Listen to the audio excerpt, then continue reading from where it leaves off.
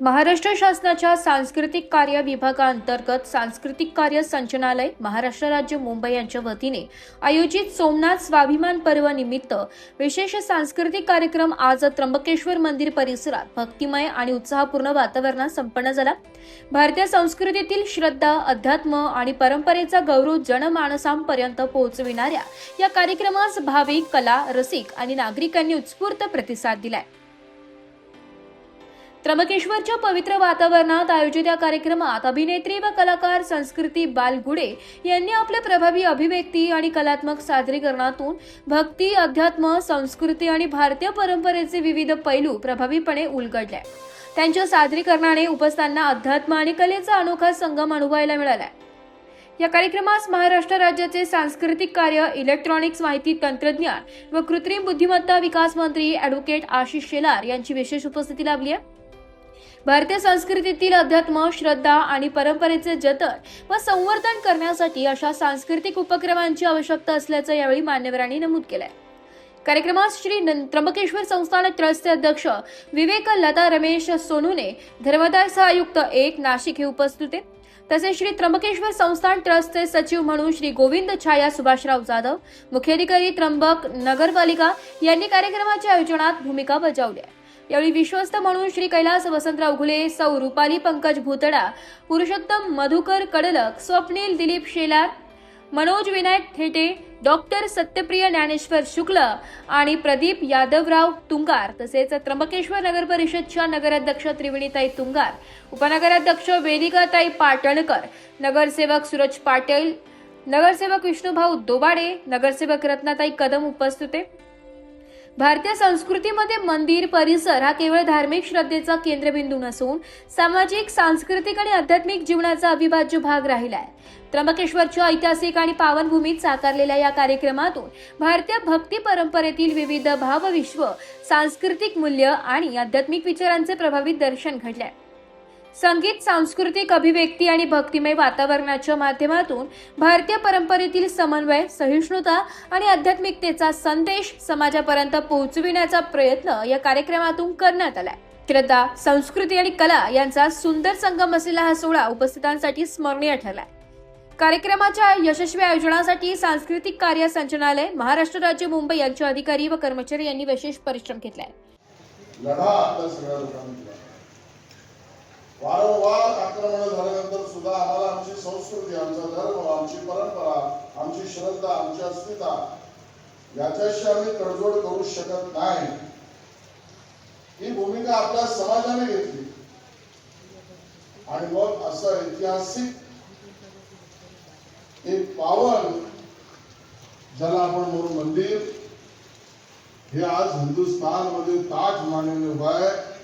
याचं कारण भारत स्वतंत्र झाल्यानंतर आपले तत्कालीन गृहमंत्री सरदार वल्लभभाई पटेल यांनी भूमिका घेतली की यात समाजाच्या सहभागाने आणि सहयोगाने, हा कोणा एकट्याच्या प्रयत्नाने नाही, सर्वांच्या सहभागाने सहयोगाने आपण याचं नवीन रूप, नवीन स्वरूप, भव्य मंदिर त्या ठिकाणी उभं करू आणि सरदार वल्लभभाई पटेलांच्या नेतृत्वात प्रचंड नागरिकांनी, भारतीय माणसाने सहभागिता दिली आणि भारताचे तत्कालीन राष्ट्रपती यांनी त्याच्या पुनरुत्थानाच्या कार्यक्रमाला हजेरी लावली। त्यालाही 75 वर्ष झाली। आक्रमण होऊन 1000 वर्ष झाली। मी वर्ष यासाठी सांगतो कारण जगात जर आपण पुढे फिरायला गेलो तर 200, 250, 300, 350, 400 वर्ष जुनी एखादी वास्तू, एखादं स्थळ, एखादा गड किल्ला, अगदी एखादी भिंत सुद्धा जगासमोर ओरडून तो देश सांगत असतो की ही आमची प्रथा, परंपरा, हेरिटेज, आमचं सौभाग्य आहे। आणि आमचं सोमनाथ मंदिर हजारो वर्षापूर्वीचं आहे। मग जगाला हे ओरडून सांगावं लागेल की आमच्या आस्थेचं, धर्माचं, निष्ठेचं, प्रार्थनेचं स्थळ हजारो वर्ष आणि ते संघर्षाचा ताट मारणे, जनतेच्या सहभागातून, सहयोगातून निर्माण झालं, हे आमच्या स्वाभिमानाचं प्रतीक आहे। म्हणून सोमनाथ स्वाभिमान पर्व या नावाने कार्यक्रम आपण करतो आणि आपली सगळी 12 ज्योतिर्लिंग ही इतकी पवित्र पावन या 12 ज्योतिर्लिंगाच्या कुठेही आपण अभिवादन केलं, नतमस्तक झालो तर आपली भावना सुद्धा आहे आणि त्याची अनुभूती सुद्धा आहे. अनुभव पण आहे आणि अनुभूती पण आहे की आपल्याला त्या संकटातून आपण बाहेर पडतो किंवा संकट निवारण्याची ताकद आम्हाला सहज कृपाशीर्वादाने मिळते.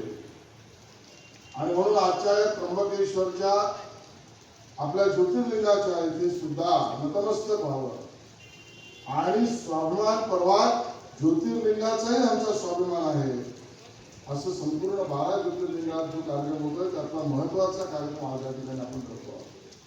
मला या ठिकाणी आनंद आहे आमच्या ट्रस्टने आणि बरोबरीने इथल्या जिल्हा परिषद असेल, नगराध्यक्ष असतील, नगरपालिका असतील, या सगळ्यांनी या कार्यक्रमामध्ये सहभागिता दिली. आज एक उच्च सांस्कृतिक कार्यक्रम या ठिकाणी होणार आहे.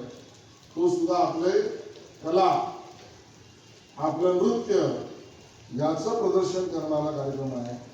महाराष्ट्र सरकारच्या वतीने माझा माननीय देवेंद्रजींच्या नेतृत्वात हा नेहमीच प्रयत्न असतो की आपण राज्यभर सांस्कृतिक कार्यक्रमांचे जाळं विणलं.